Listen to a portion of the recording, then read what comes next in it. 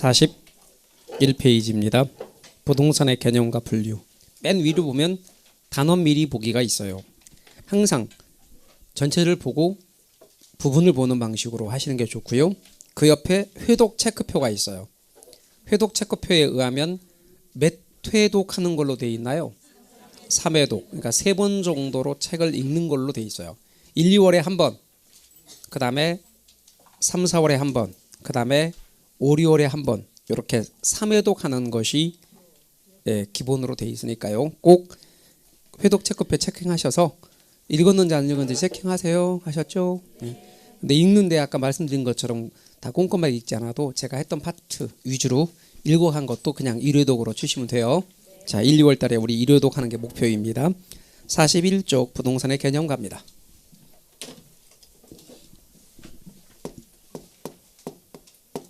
부동산의 개념입니다. 부동산의 개념은 크게 잡으면요, 법경계예요. 똑같이. 그럼 제일 먼저 법률적 측면이죠. 그걸 법제도적 개념 그러는 거예요. 그 다음에 두 번째는 경제적 개념인 거예요.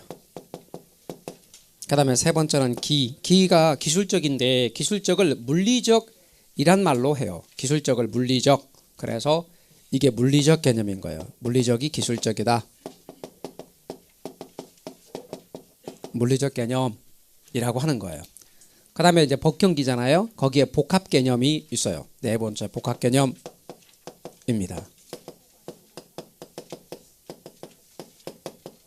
이제 이렇게 법경기의 측면입니다. 그럼 제일 먼저 우리는 법제도적 개념부터 이야기를 해보죠. 법제도적 개념입니다.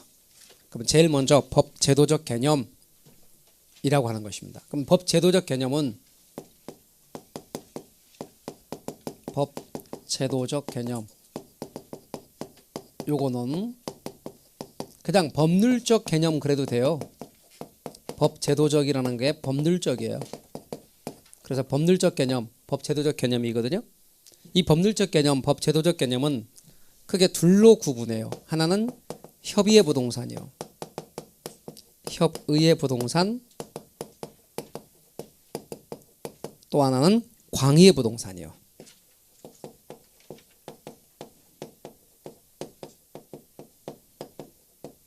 광의의 부동산. 그럼 협의의 부동산, 광의의 부동산 이렇게 돼요. 그럼 협의의 부동산이 뭐냐? 협의의 부동산이 민법에서 말하는 부동산이에요. 그래서 이것을 뭐라고 부르냐면 민법상 부동산이라고 불러요. 뭐라고 한다고요? 네, 민법에서 말하는 부동산 그런 뜻이에요. 민법상 부동산. 그럼 민법상 부동산은 민법 99조 1항에 어떻게 되어 있느냐 이거죠. 민법 99조 1항에는 부동산의 개념 정의를 이렇게 하고 있어요. 토지, 그렇죠. 토지 및 그정착물 이렇게 하고 있어요. 토지 및 그정착물이라고 하고 있어요. 그럼 여기서 토지요, 여러분. 토지는 우리 민법에서 토지는 독립된 정착물로 보는 거예요. 그 다음에 여기서 밑이란 말은 그를 가리키는 말이죠. 그러니까 밑은 and고요. 그는 토지를 가리키는 말이죠. 요거는 영어로 and니까 와 혹은 과, 토지와 과와 우리가 and라고 할 수 있고요. 그는 뭘 가리키는 말이냐면 토지를 가리키는 말이에요. 그러면 토지와 토지 정착물이라고 말할 수 있겠네요. 우리식으로 말하면 토지와 토지 정착물 이렇게 표현할 수 있어요.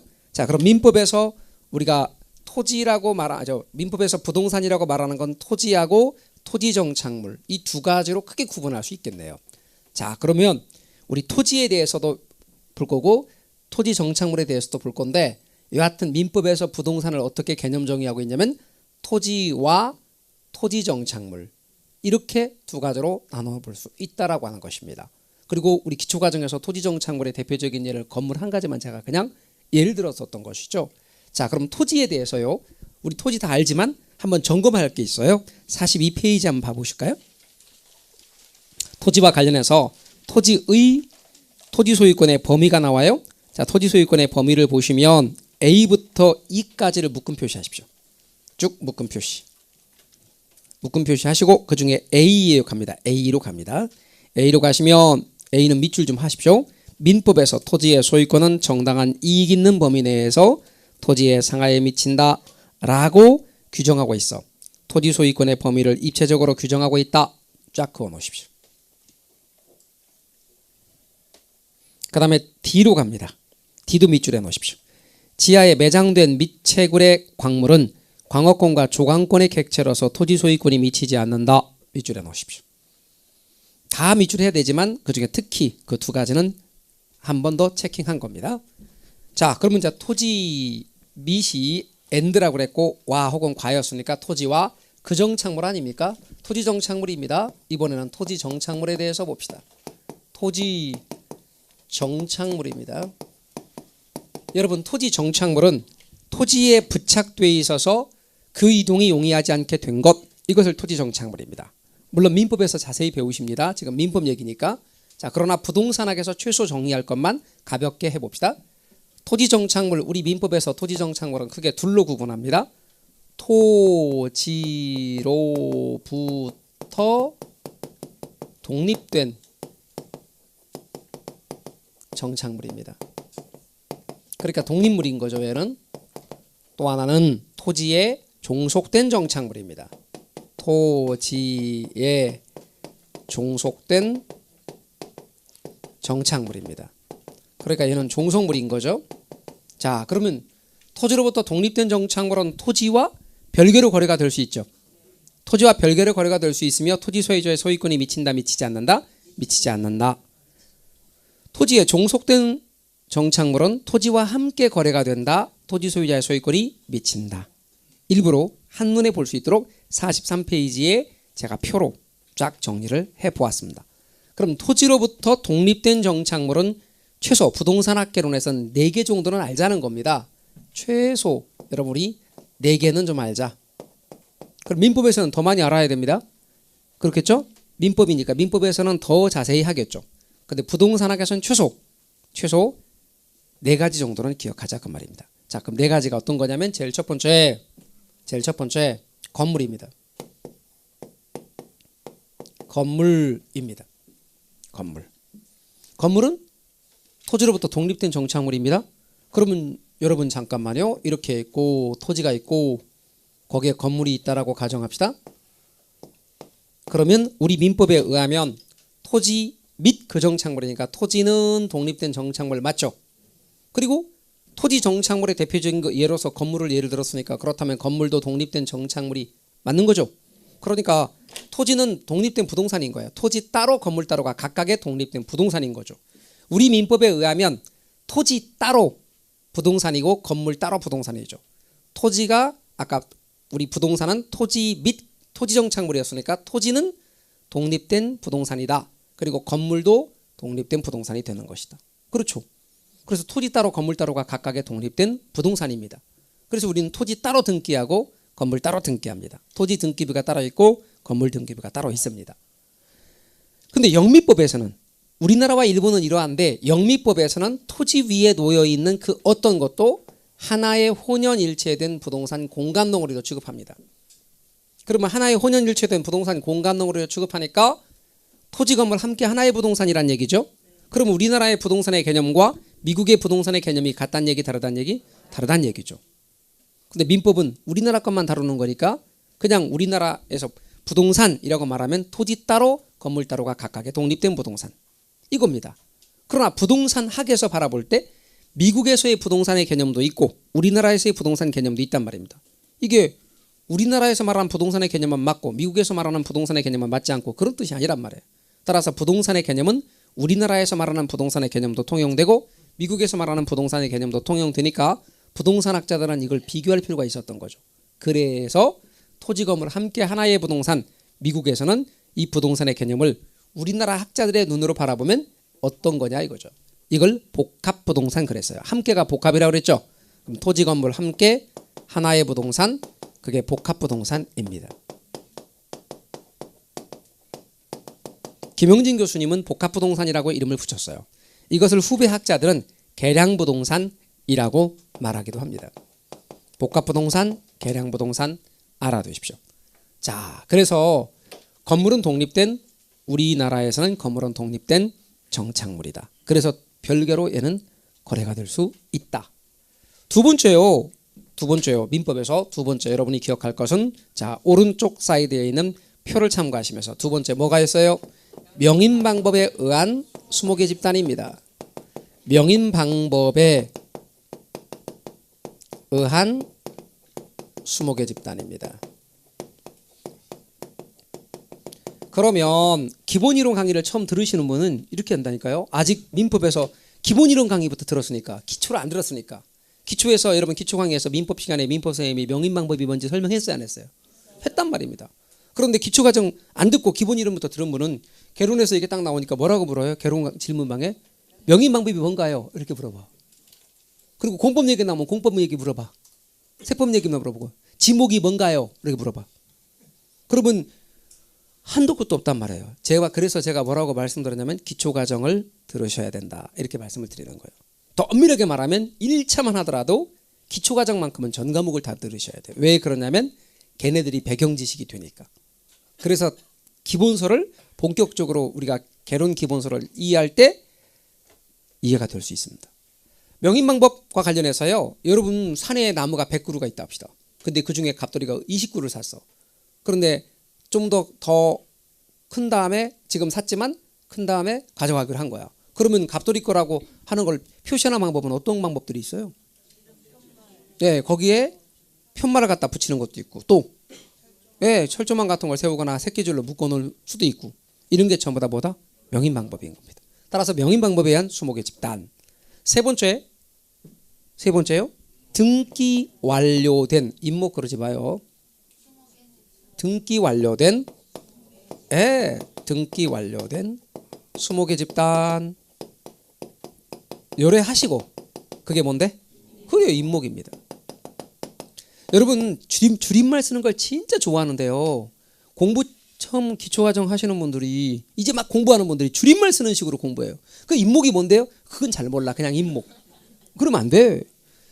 정확하게 말하면 소유권 보존 등기가 완료된 수목의 집단입니다. 그럼 소유권 보존 등기가 완료된 수목의 집단 임목. 그렇게 항상 습관을 들이십시오. 여러분이 배우는 법과목, 법도 다 원칙대로 하시고, 다 원칙대로 습관을 들이셔야 됩니다. 그래야만 이제 습관이 들면 그 다음부터는 좀 쉬워집니다.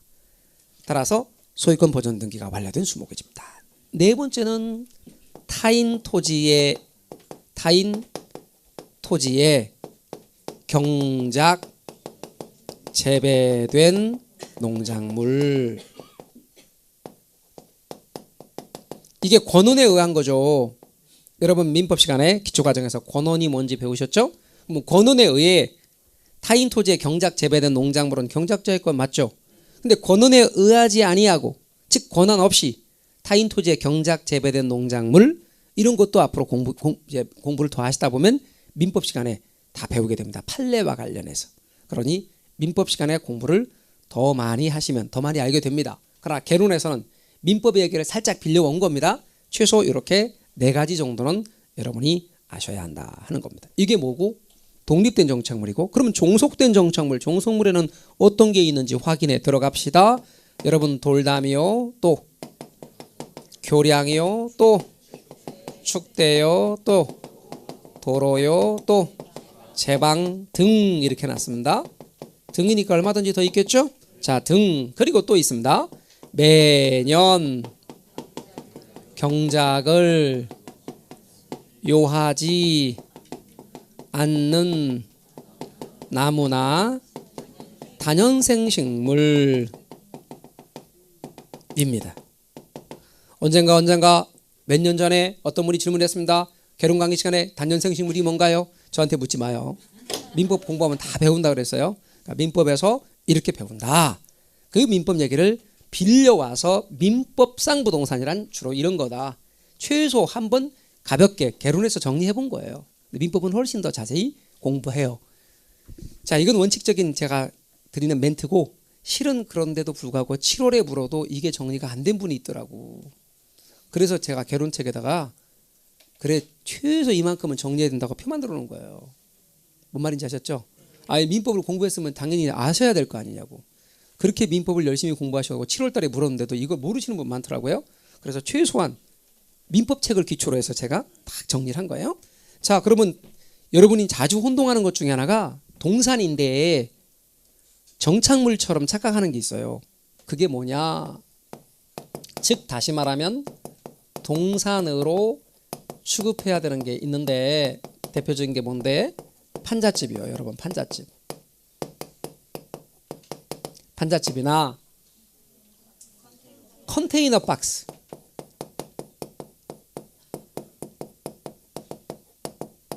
그리고 가식 중인 수목이 뭔데요? 임시로 심은 나무. 임시로 심은 나무. 가식 중인 수목. 그리고 공중전화 부수. 이런 것들 전부 다 동산입니다. 동산인데 우리가 자꾸 정착물처럼 착각할 수 있다. 아, 그렇다면 지금 우리는 정착물의 개념에 대해서 이야기를 했습니다.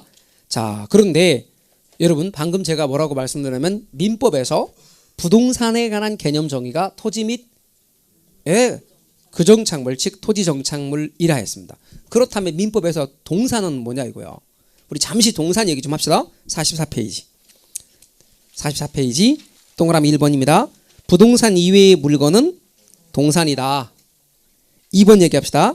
전기 기타 관리할 수 있는 자연력도 동산에 들어간다. 3번 등기 등록하는 선박, 자동차, 항공기, 건설기계 등은 법률상 부동산 즉 의제부동산으로 다루지만 원칙은 동산이다. 다시 1번이요. 부동산 이외의 물건은 동산이래. 그럼 잠깐만 보세요. 자, 민법에서 부동산이 뭡니까? 그러니까 토지 및 그정착물. 그럼 동산은 뭡니까? 부동산 이외의 물건. 되게 불친절해요.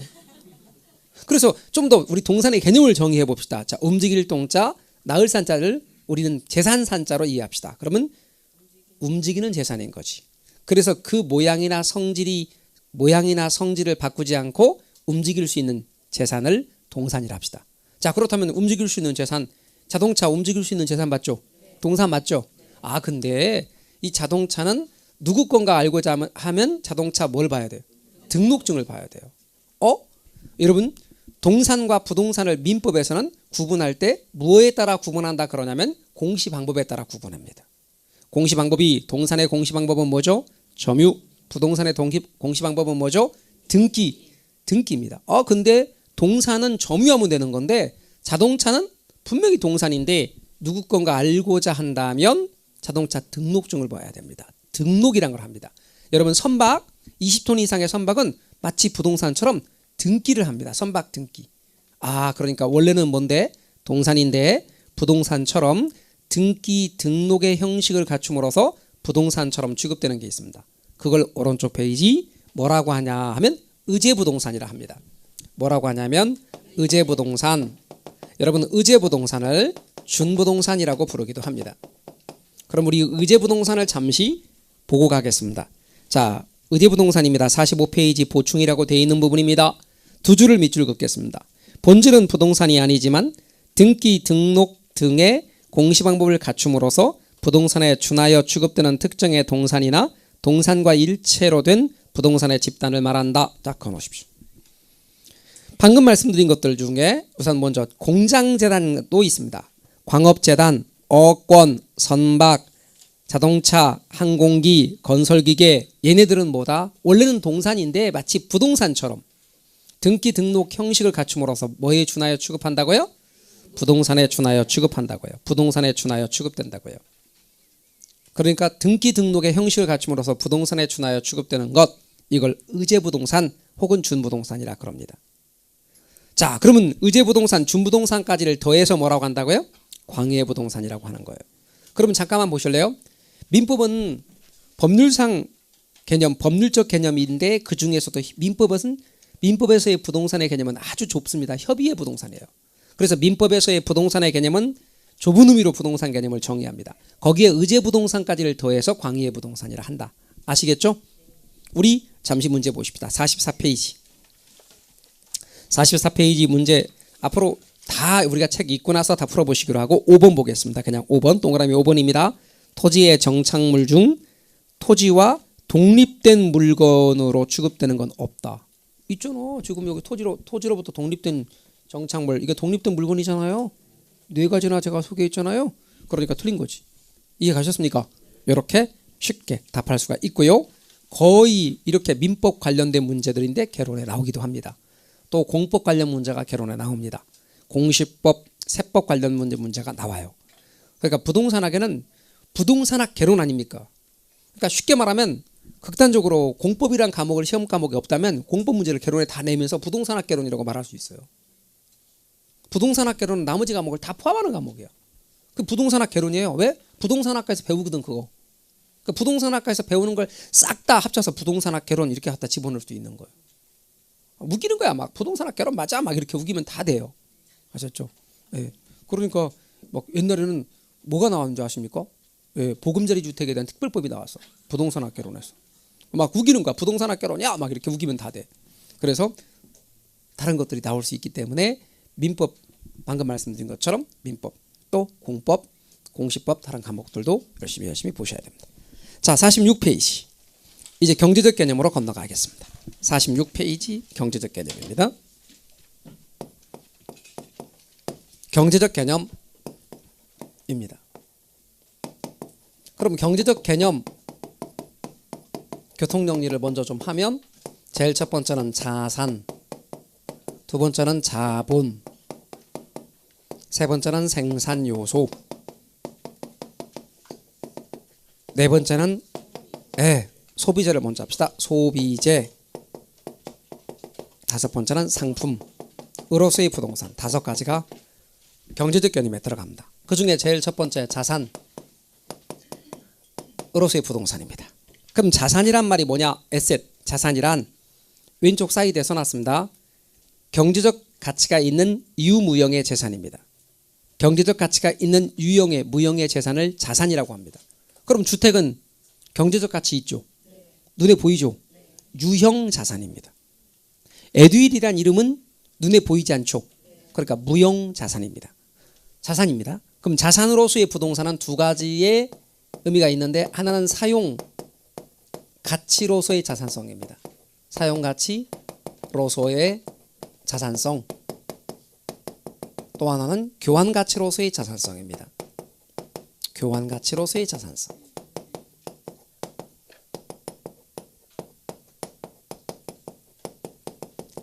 여기서 사용 가치란 용익의 대가, 교환 가치란 교환의 대가를 의미합니다.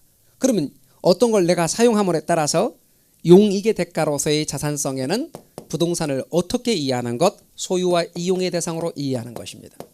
부동산을 소유와 이용의 대상으로 이해하는 것.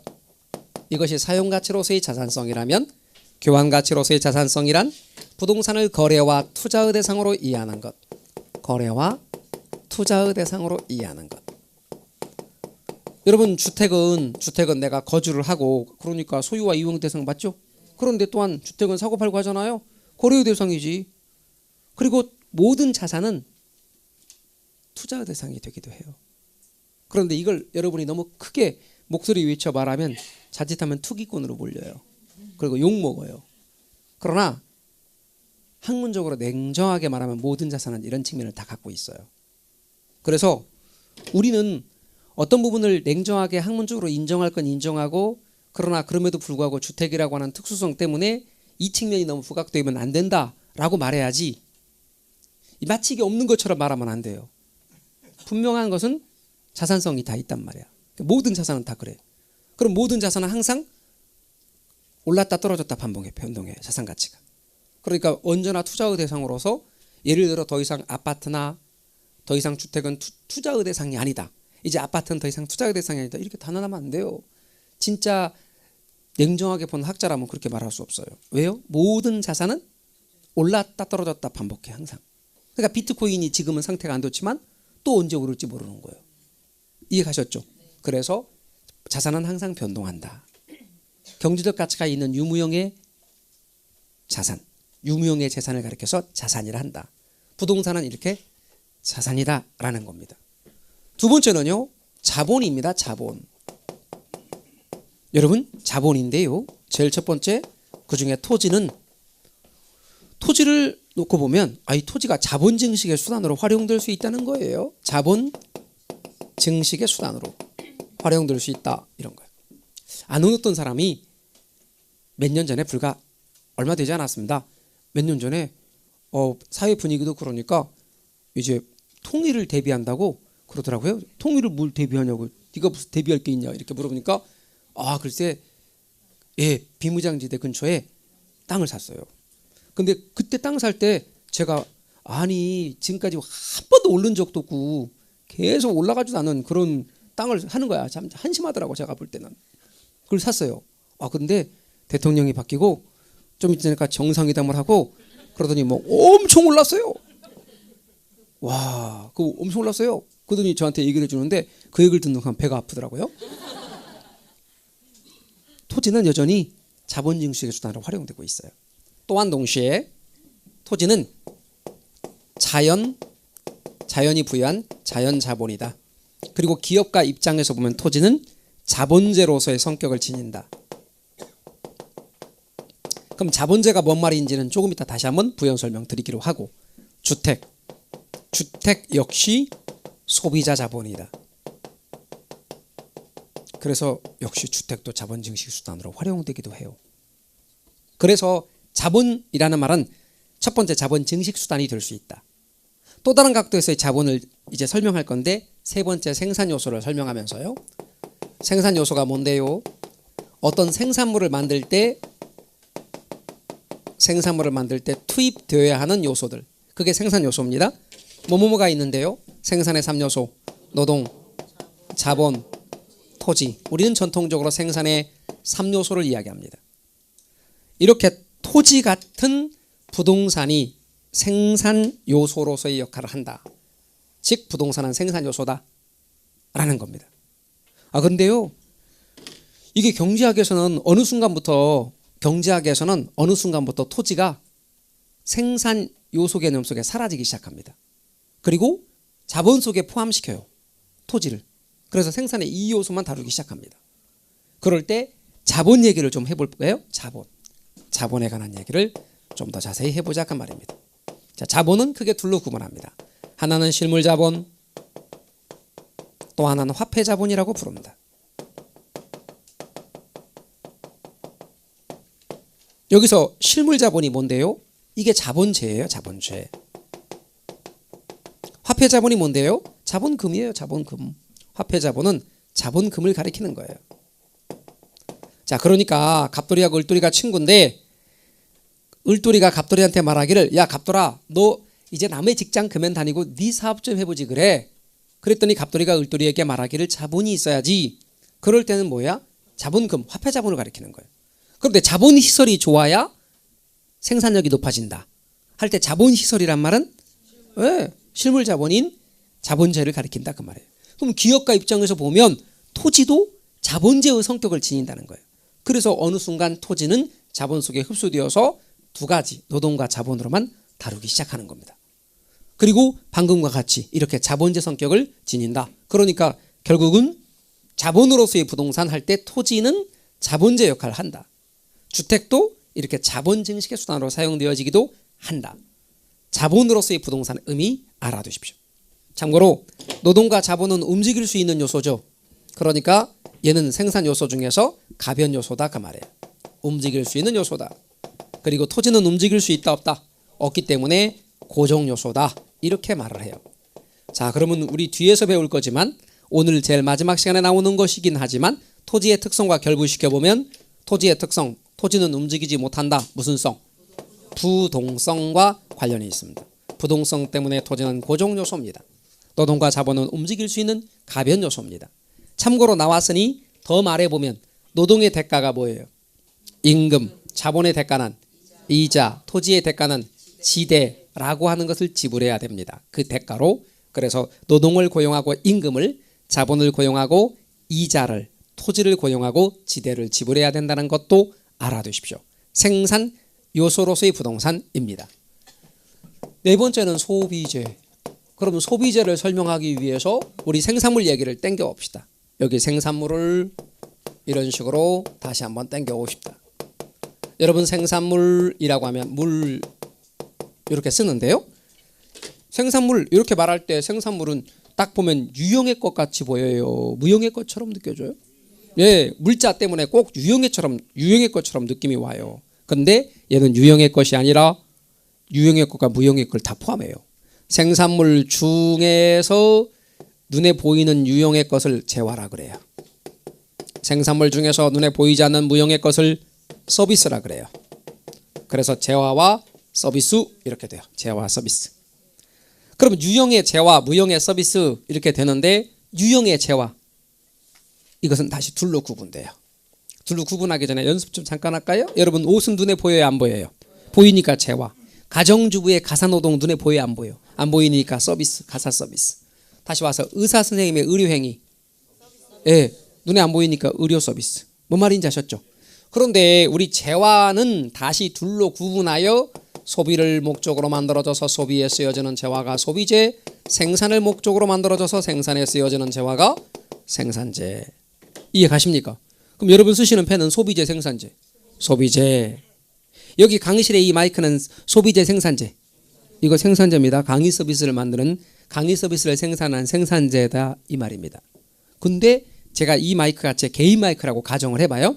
그러면 제가 강의실에서 이걸 사용할 때는 생산재지만 제가 이걸 빼고 해서 집에 가지고 가서 노래방 마이크로 쓴다면 소비재가 되는 거죠. 이해 가십니까? 하나의 물건이 소비재가 될 수도 있고 생산재가 될 수도 있습니다. 그럼 주택은 소비재게요? 생산재게요? 소비재다 그 말이죠. 그럼 공장용 건물이나 사무실용 건물은 생산재겠죠? 그런데 여기 생산재가 없네? 여기 구분해서 아 그건 어디가 있느냐? 생산 요소 중에 자본 속에 들어가 있다 그 말입니다. 이해 가셨습니까? 그러니까 생산재가 바로 자본재라고 생각하시면 됩니다. 말뜻 이해가 되셨나요? 그러니까 부동산은 소비재이기도 하고 생산재이기도 하다 이 말입니다. 아울러 다섯 번째 상품으로서의 부동산입니다. 상품으로서의 부동산은 뭐냐? 재화나 서비스 중에서 여기 재화나 서비스 중에서 시장에서 거래가 되는 것만을 뭐라고 한다? 예, 상품이라 그래요. 그러니까 아까 옷은 재화였어요? 재화였어요? 서비스였어요? 재화였는데 사서 입은 옷은 재화이면서 상품이고 만들어 입은 옷은 재화이긴 하지만 상품은 아니고 가정주부의 가사 서비스는 서비스이면서 상품이어요? 아니에요? 아니고 가정부의 가사 서비스는 서비스이면서 상품이고 시장에서 거래가 되는 것만 상품인 거예요. 그러니까 중요한 건 상품이란 말은 좋은 말도 아니고 나쁜 말도 아니고 시장에서 거래가 되는 거다. 그럼 부동산이 시장에서 거래가 되는 것이라면 부동산은 상품이다. 말뜻 이해가 되셨죠? 그래서 경제적 개념 5가지를 여러분이 구분해 놓으셔야 돼요. 48페이지에 우리 문제 좀 봐봐요. 부동산의 경제적 개념에 해당하지 않는 것은 23의 문제인데요. 그냥 눈으로 봐도 뭐요? 환경 4번이죠? 제가 볼 때 23회 때 출제자 어머니가 시험 본 것 같아. 그러니까 문제 이렇게 쉽게 내지. 그런 거 아니면 이렇게 단답형으로 요새는 잘 안 나와요. 요새는 2글자 3글자 이런 걸 찾아볼 수가 없어. 눈에 씻고 봐도 2줄 3줄이지. 그래서 앞으로 시험 보실 때는 꼭 출제위원 어머니 시험 보실 때 같이 보시라. 이제 물리적 개념으로 건너갑니다. 물리적 개념으로 갑니다. 물리적 개념입니다.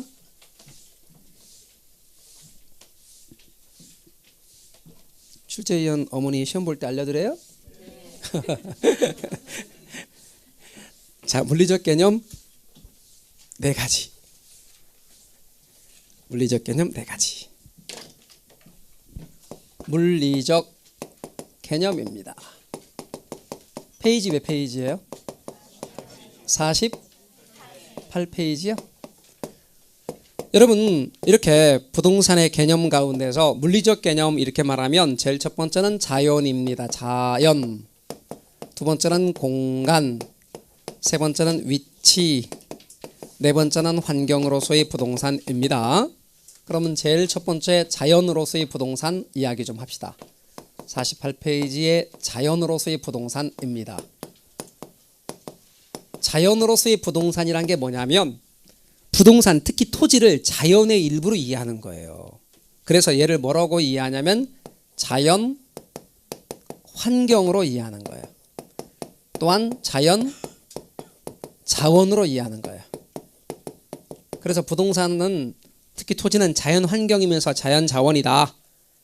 그래서 부동산을 가장 폭넓게 받아들이고 이해하는 개념이 뭐다? 자연으로 바라보는 거예요. 자연. 자연의 부동산은 자연의 일부라고 하는 것이죠.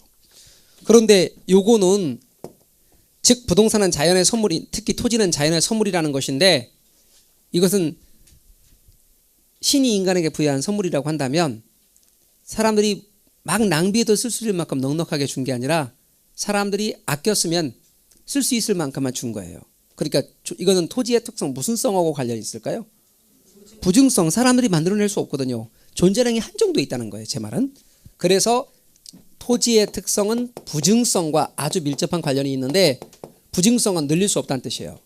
사람이 인위적으로 그 양을 늘릴 수 없다. 그렇기 때문에 뭐가 강조되냐면 사회성과 공공성이 강조되는 거예요. 사회성 그리고 공공성이 강조돼요. 그 말은 결과적으로 토지 공개념이나 이런 것들이 나오게 되는 배경도 다 저런 연유 때문이며, 또한 동시에 공익과 사익, 사익과 공익 중에서 어느 걸 더 중시 여긴다? 공익을 더 중시 여기는 근거가 돼요. 그래서 자연으로서의 부동산을 강조하면 사익보다 공익을 더 중시 여겨요. 그런데 이 말을 딱 듣고 오해를 하시는 분이 계셔요. 아, 부동산 학계로는 사익보다 공익을 중시하는가 보다. 그 뜻이 아니에요. 자연으로서의 부동산을 강조할 때는 사익보다 공익을 중요시 여겨요. 그러나 조금 전까지 내내 얘기했던 경제적 개념을 강조할 때는 공익보다 사익을 더 강조해요. 이해 가십니까? 그러니까 이 측면을 이야기할 때는 계속 사익성을 이야기하는 거예요. 그래서 아까 말한 것처럼 부동산은 자산이다. 자본 중식 수단이다. 돈 버는 수단이라는 얘기예요. 쉽게 말하면. 생산을 만들 때 투입되는 요소다. 상품이다. 이런 식으로 말하는 거예요. 소비재다. 그러니까 이런 사익성 측면을 강조하는 말이에요. 그런데 여기서는 공익적인 측면을 강조하죠. 그러니까 어떤 때는 공익, 어떤 때는 사익, 공익과 사익의 조화, 이런 측면들을 계속해서 강조하고 있다. 자연으로서의 부동산. 자, 물리적 개념 먼저 두 줄 밑줄 긋고 갑니다.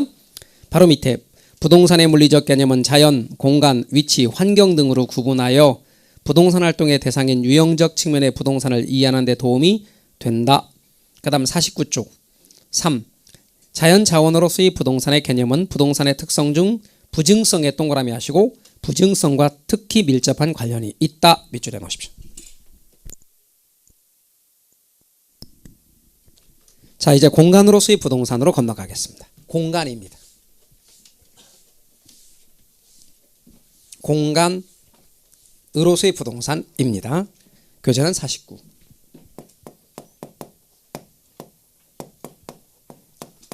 공간으로서의 부동산을 이야기하기 위해 이렇게 지구의 한 단면을 잘랐다고 치고 그림을 그려보면 여기가 지구의 중심입니다. 지구의 중심.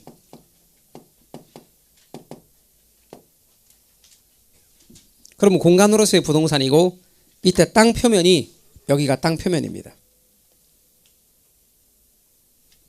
그러면 얘는 무슨 공간이냐면 수평 공간입니다.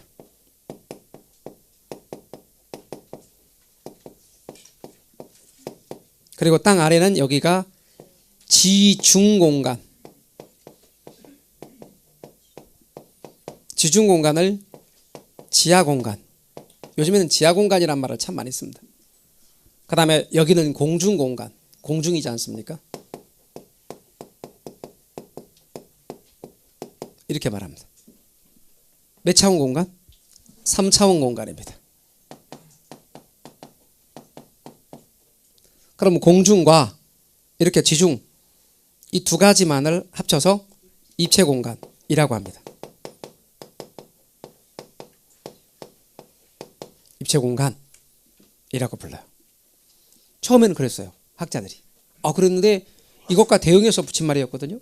그리고 이제 다른 학문들을 살펴봤더니 다른 학문들은 전부 다 수평 공간까지를 집어넣고 있네요. 그래서 뒤늦게 여기까지 집어넣고 입체 공간 이렇게 하기 시작했어요. 그래서 공인중개사 2회 때는 시험이 공중과 지중을 합하여 입체 공간이라 한다 이렇게 나왔는데 18회 때는 공중과 지표와 지하를 합쳐서 입체 공간이라 한다 이렇게 나왔던 거죠. 지금은 3차원 공간이 곧 입체 공간입니다. 그런데 토지경제학자 바로우 교수는 말하기를 이렇게 지구가 계속 존재하는 한 바로 수평 공간과 지중공간과 공중공간의 형태로서 존재한다는 거예요. 토지는 그러니까 이렇게 수평공간, 지중공간, 공중공간 3차원 공간의 형태로 존재한다. 이는 토지의 특성 무슨 성과 관련이 있냐면 영속성과 관련이 있다는 거예요. 그래서 지구가 계속 존재하는 한 3차원 공간의 형태로 존재한다. 그런 의미에서 토지의 특성, 어느 특성과 관련이 있냐면 얘는 영속성과 관련이 있다는 거예요. 계속해서 토지는 존재하는데 어떤 형태로 존재하느냐? 저렇게 3차원 공간의 형태로 존재한다. 그런 의미에서 영속성과 밀접한 관련이 있다라고 토지경제학자 바로 교수는 이야기를 합니다. 또한 동시에 갑이란 사람이 1억을 주고 이 땅을 샀다면 갑의 권리가 땅 표면, 지표죠? 땅 표면에 미칩니다. 그게 뭐냐? 지표권입니다. 지표에 관한 권리가 지표권이죠. 그럼 땅 아래, 지하에 관한 권리는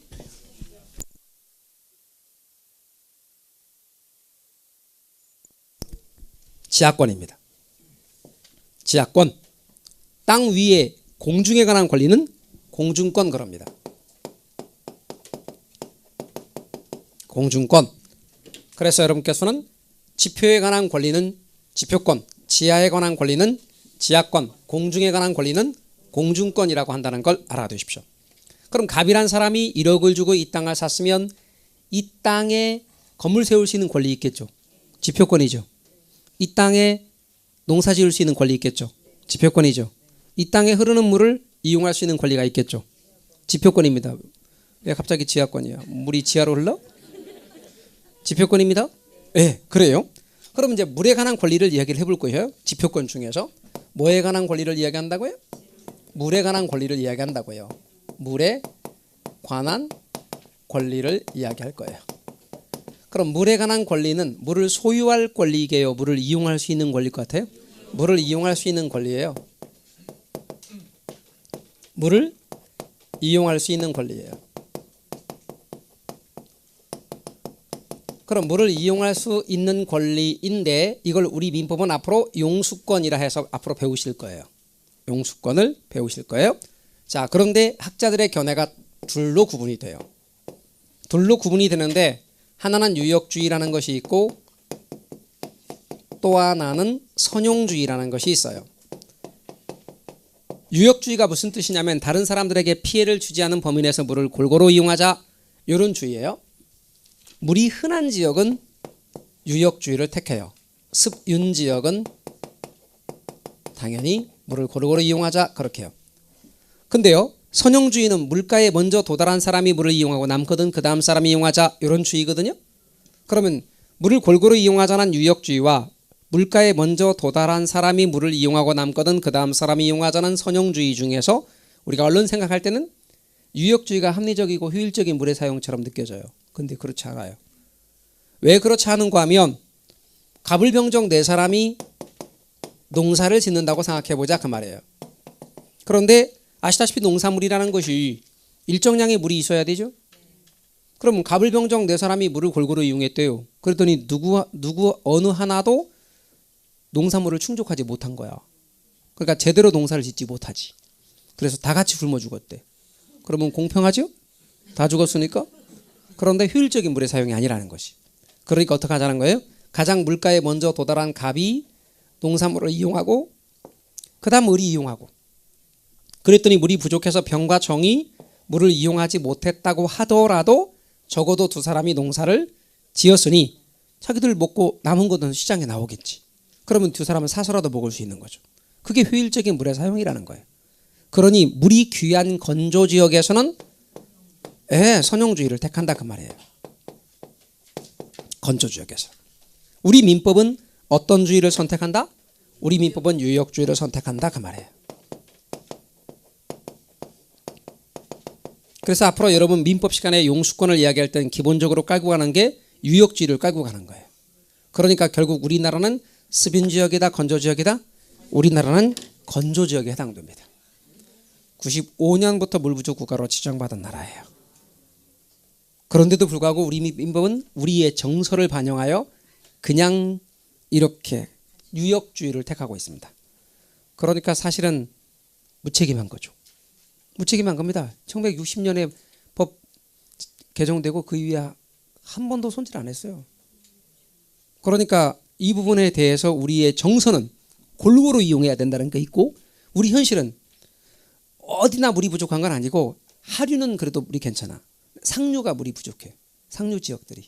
그러다 보니 주로 강원도 지역이나 그런 데서 농사를 지으려고 그러면 물이 없는 거예요. 또 특정 지역도 강원도만 아니더라도 농사를 짓는 지역들 가운데서도 농번기 때 물이 부족해갖고 근심 좋은 시골에서 물싸움이 일어나는 거예요. 그런 것들이 좀 우리의 경우에 현실입니다. 그래서 물 부족 국가입니다. 우리나라. 물을 아껴 써야 돼 진짜로. 다시 돌아와서 갑이란 사람이 이 땅을 사면 갑의 권리는 땅 아래에 미치겠죠. 그런데 무한적으로 미치지는 않겠죠. 무한적으로 미쳐버리면 뭐 지구는 둥그니까 막 계속 팔면 저 반대편에 나오겠죠. 지구. 그래서 뭐 저 어디요? 예, 뭐 아르헨티나니 뭐 그런 나라까지 내 소유권이 미친다 그러면 얼마나 좋을까? 그건 아닙니다. 자, 그럼 소유권이 어디까지 미치느냐? 여기까지 미친다 이 말이죠. 그럼 여기까지만 소유권이 미치는데 여기를 뭐라고 한다? 한계심도라 한다 이 말이죠. 한계심도. 그런데 한계심도까지는 개인의 소유권이 미치는 공간이니까 사적 지하 공간이고, 여기는 개인의 소유권이 미치는 공간, 한계심도 밑으로 내려가면 개인의 소유권이 미치지 않는 공적 지하 공간인데, 한계심도는 구체적이다 추상적이다? 구체적입니다.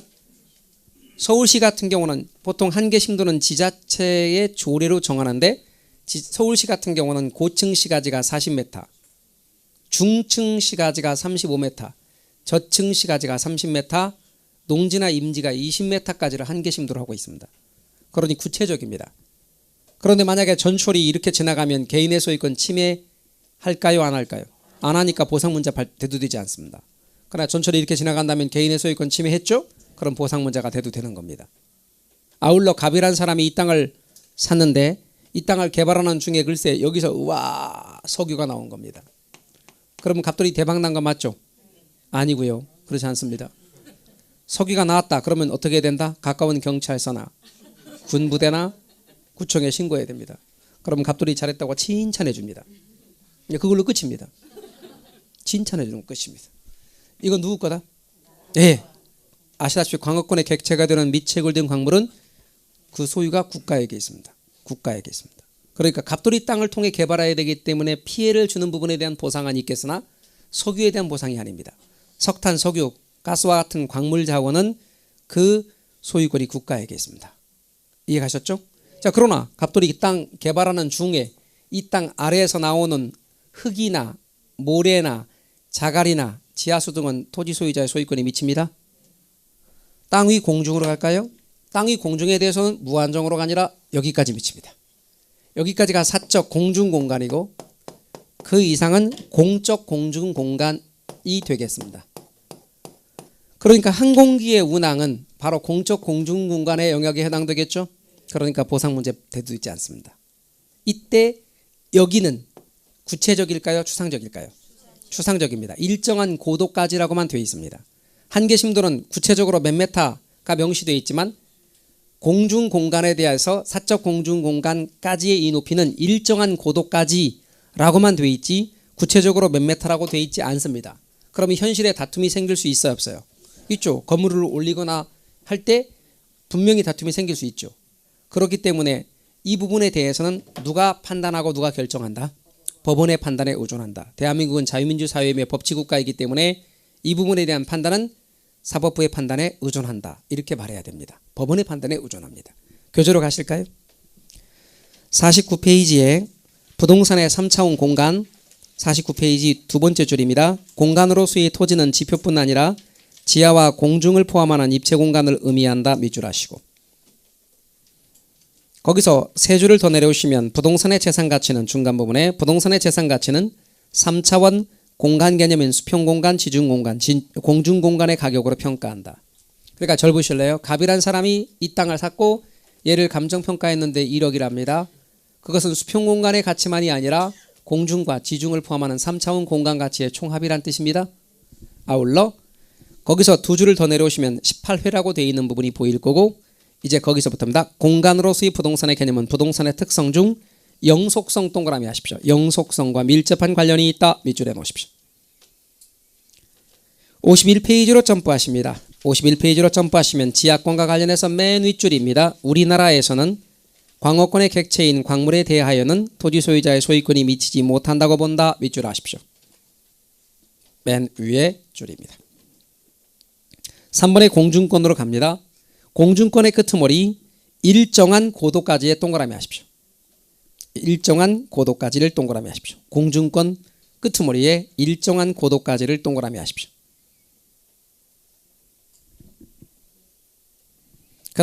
그 다음 줄에 16회라고 되어 있는 부분입니다. 두 번째 줄 끄트머리, 즉 다음부터 밑줄입니다. 공중권이란 소유권자가 토지구역상의 공중공간을 타인에게 방해받지 않고 정당한 이익 있는 범위 내에서 이용 관리할 수 있는 권리를 말한다. 밑줄 그십시오.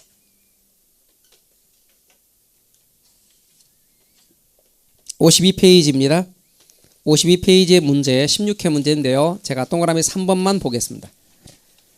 동그라미 3번으로 가십시오. 토지의 지하에 관한 권리의 하나인 광어권은 토지 소유자의 권리로 인정된다. OX. X죠? X입니다. 나머지 보시면 다 금방 아실 수 있습니다. 이렇게 기출의 내용들이 설명에 다 반영되고 앞으로 그렇게 연습해 가도록 하겠습니다. 그래서 지금까지의 기출들을 다 정복해 가고요. 그리고 돌아오는 시험까지도 좋은 점수 맞을 수 있도록 해보죠. 52쪽에 나오는 위치 우리 쉬셨다가 계속해 나갈게요. 쉬었다 쉬죠.